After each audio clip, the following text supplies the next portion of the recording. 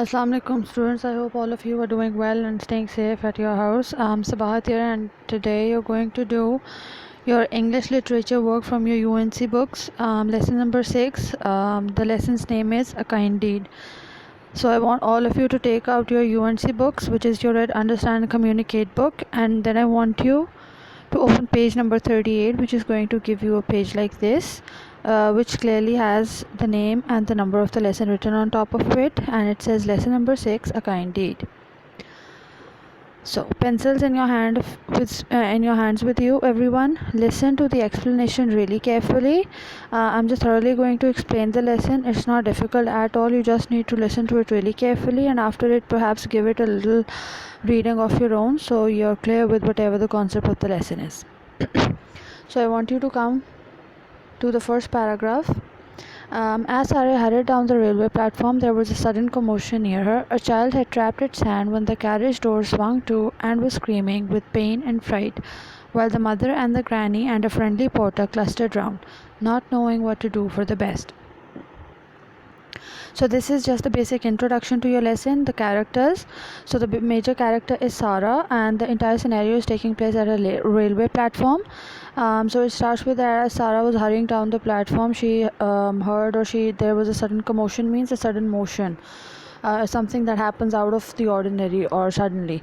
So something happened near her, and when she focused on it, it was actually a child who had trapped the hand in the carriage doors of the railway. And the child was obviously in pain. So obviously when the child is in pain, they would be screaming and crying and everything. So this was the situation going on there, and the child was traveling with her mother and her grandmother. Granny is the short form of grandmother. And then a friendly porter cluster. A porter is a person who carries your luggage at a railway platform. So all of the people clustered around, means gathered around the child to see what had happened and what to do to help her. Come to the second paragraph. Sarah hesitated a moment, then put down her luggage. She was shy, and it took courage to go to the little group and offer help. They quickly stood aside for the tall, fair girl in the pretty green sharp-roof coat. She had a look at the trapped hand. So what's the next paragraph telling you about? What the situation was? The child who trapped the hand in the carriage door. Everyone gathered round. So Sarah was a little hesitant and shy, not knowing how to offer help to everyone, but she put up her courage. She went to the people and offered them help, that let me see what the issue is and if I can help in any form of the way.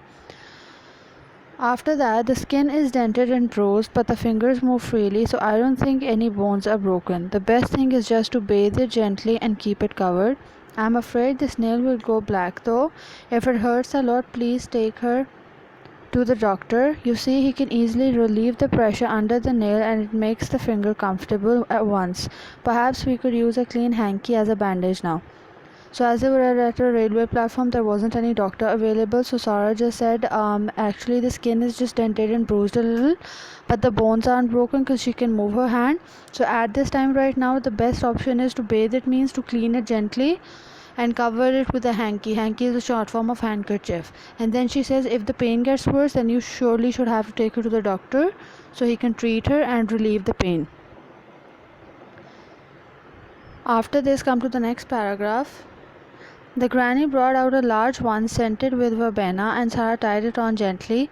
As soon as the hand was covered up, the child's sobs grew less. The mother said thankfully how lucky we were to find a nurse on the spot.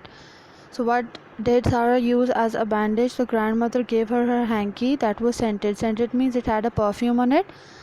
So that handkerchief was used as a bandage for the child's hand, and as soon as the hand was covered, the child stopped crying, and the mother was really thankful to Sarah, and she said how lucky we are to find a nurse on the spot. So they were thinking she was a nurse.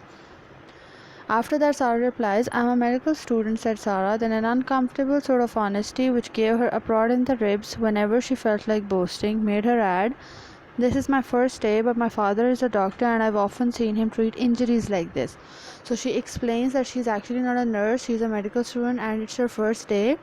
Boasting means she was about to show off that she was a medical student and everything and she knows everything, but her honesty made her tell the actual fact that her father is a doctor and she just observed him treating injuries like this. That's why she was able to treat the child.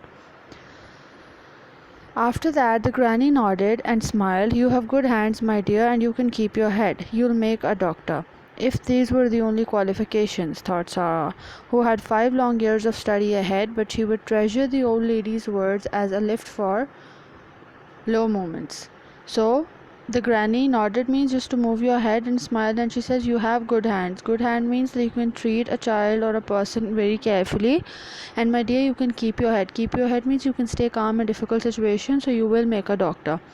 And then Sarah kept on thinking if these were the only qualifications needed, but she still had 5 years to complete her studies eventually to become a professional doctor. But she would treasure the old lady's words. Treasure means to save or to remember the words of the lady in as a lift for low moments, that whenever she would be depressed or overburdened with work, she would remember that someone once said that she will eventually make a really good doctor. So I hope the entire lesson is clear to you from the beginning till the end. Give it a thorough reading by yourself so it's more clear to you.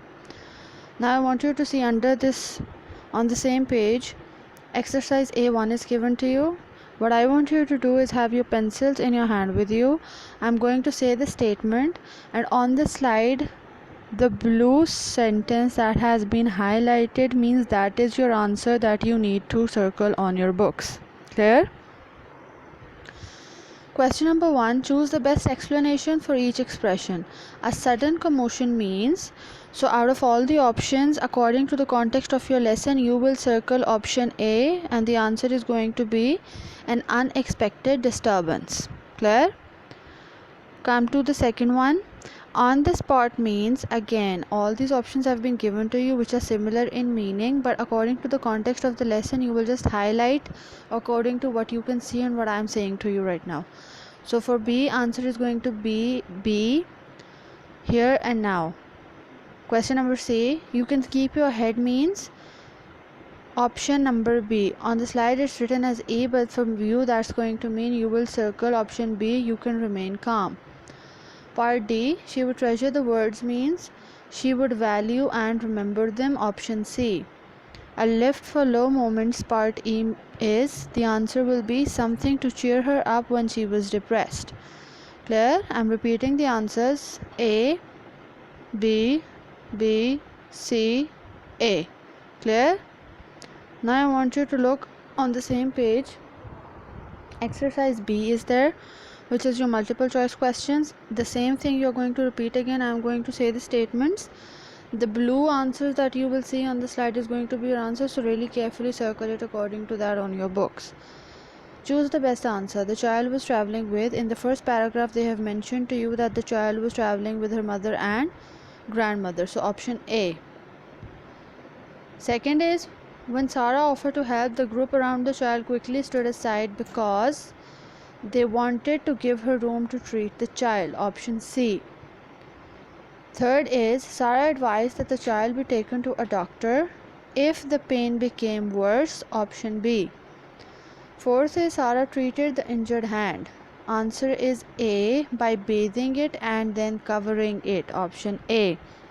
Sarah learned to treat such injuries from observing her father, which is written in almost the third last or the second last paragraph, that she used to observe her father. That's why she was able to treat the child carefully. So the answers are A, C, B, A, B. I hope the lesson is clear to you and you have done all the exercises carefully. Just go through the lesson one more time and you will have no difficulty at all, inshallah. So for your next lecture, just keep on revising the work that you've done, and I hope you stay safe at your homes. Thank you.